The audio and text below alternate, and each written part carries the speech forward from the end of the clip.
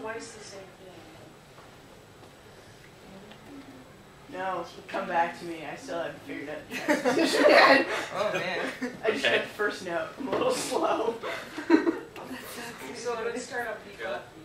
Yeah. Yeah, but that still hasn't helped me much. It's just like a little pattern. Yeah, that's the key word there. Yeah. Yeah. It fits under your fingers on the flute really easy. It's not bad like on clarinet either. There's a couple of things I do all the time. One is bend into A's using that key. And it's great for high E's too. And you guys can't do this in a lot of the music you play, but you know, sometimes it's not the easiest thing in the world to just pop high E's out. But if you bend into them, figure a high E flat, same thing, right?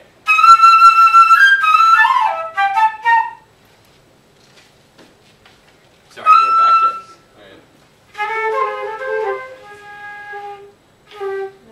Yeah.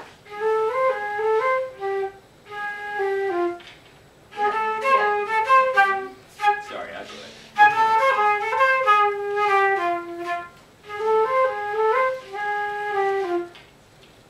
Done it. Yeah, exactly.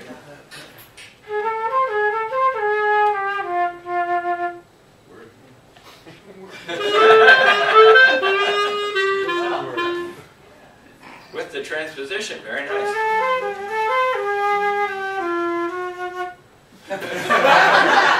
Also with the transposition.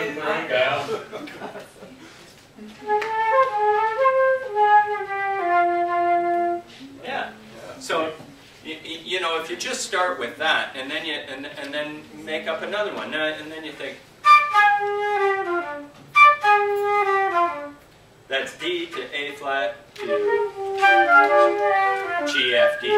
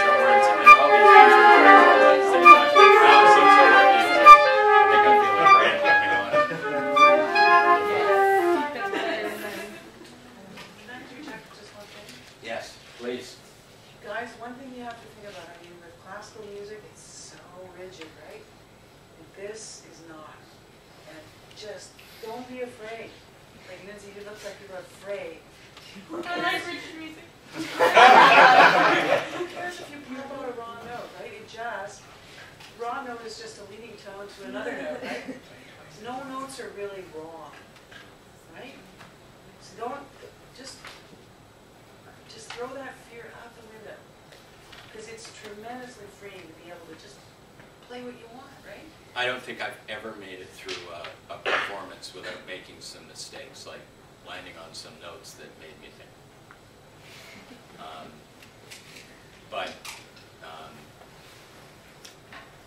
But that's part of it. You know, if you're really going for it, then that's, you know, like I said, there's different levels of complexity, and there's people, you know, there's improvising like the guitar solo in Hotel California, and you hear the original recording of that, and then you hear their unplugged recording of that, and the guitar solo is exactly the same.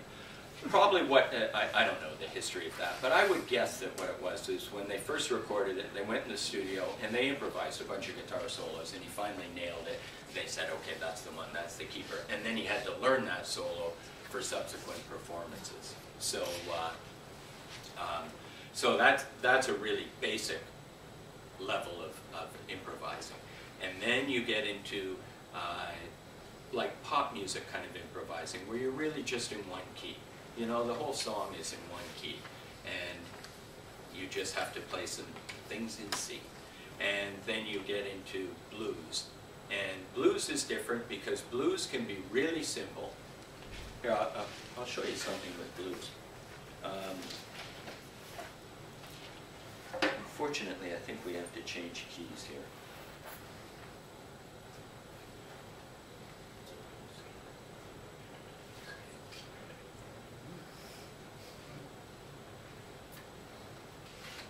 I'm jumping all over the place here, but one of the things you have to, okay, so we talked about minor chords. Let me tell you about another kind of chord.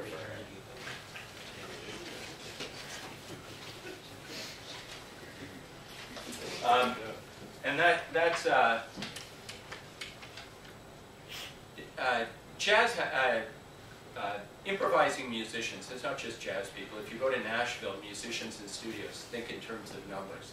So that all the notes in a scale have numbers, one through 8. All the numbers in all the notes in a chord have numbers.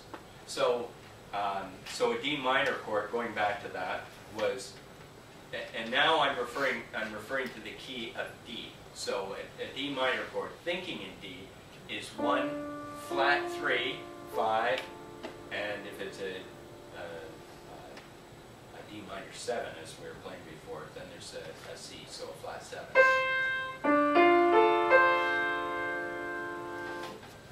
So the D is the 2 chord in the key of C. A G is a 5 chord. This is like just taking the, you can't see what I'm doing, but I'm just doing this on a C scale. D minor, E minor, F major, G7. So this is the interesting one, this G7 chord.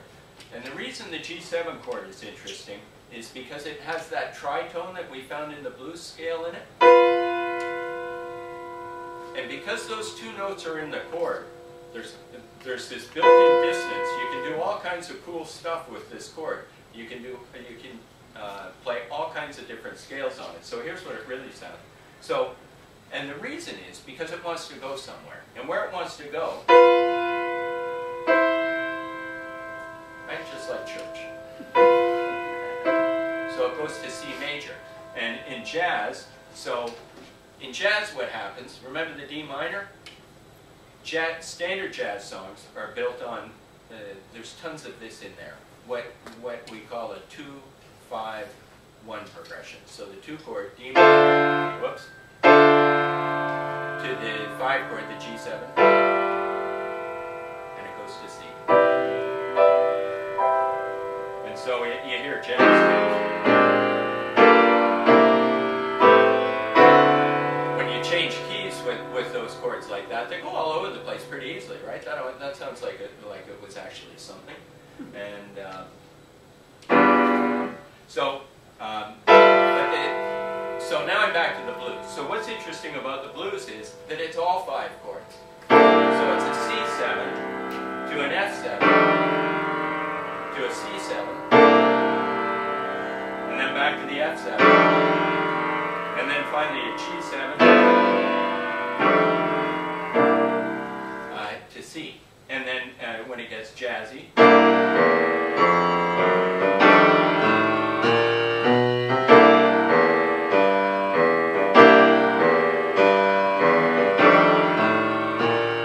and then you start to get other chords to bring it back to the beginning. So blues can be really simple in that it can be just the 3 chords and you can play one blues scale through the whole thing. So if you have a blues in, I think I've got one in F here.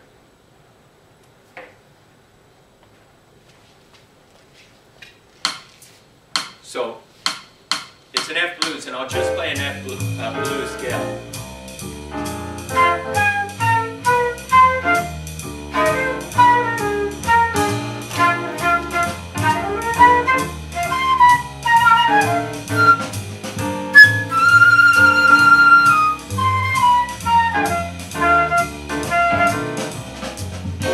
You can play all the chords.